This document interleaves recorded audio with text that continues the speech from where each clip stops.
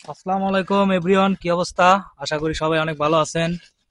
তো আজকে হচ্ছে বাসায় গেস্ট আসবে, তাদের জন্য মানে আমাদের আঞ্চলিক ভাষায় যে পিঠা বলি, আমরা যে নামে বলি সেটা হচ্ছে কি পিঠা বলো? কুশলি পিঠা, কিন্তু এটা অন্যান্য এলাকাতে পুলি পিঠা বলে। হ্যাঁ, পুলি পিঠা বলে থাকে আবার অনেকে। এটা কিন্তু দুধ পুলি না।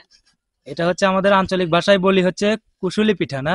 হ্যাঁ। এটা বানানো হয় হচ্ছে না। নারকেল কুড়াইয়া, এর ভিতরে তিল দেওয়া হয়, তারপরে হচ্ছে আর কি গুড় দিয়া এটা ভাজি করতে হয়। এই যে যেটা দেখতেছেন কুড়াইতেছে, এটা হচ্ছে ভাজি করে তারপরে।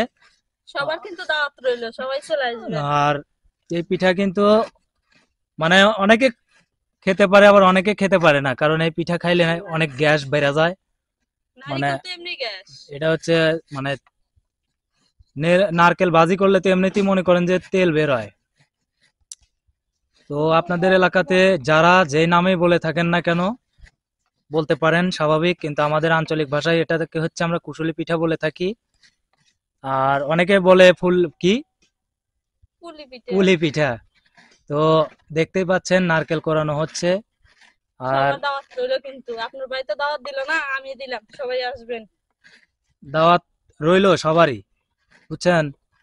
যদি কেউ আসেন আসবেন, না আসলে তাহলে আমারে দাওয়াত দিন, আমি যা খাই আসবো, অসুবিধা নাই। ঠিক আছে? মিস নাই। আচ্ছা, তুমি তাড়াতাড়ি নারকেল কোরাইয়া শেষ করো। কয় কয় পিস নারকেল? দুইটা আর একটা ভাঙতেছে।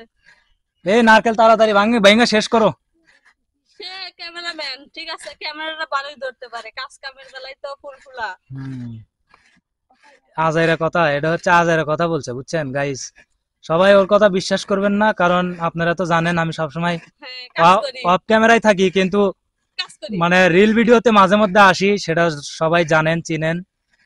কিন্তু আমি এ, বড় ভিডিওতে অফ ক্যামেরায় থাকি, কারণ আমাদের ক্যামেরাম্যান নাই।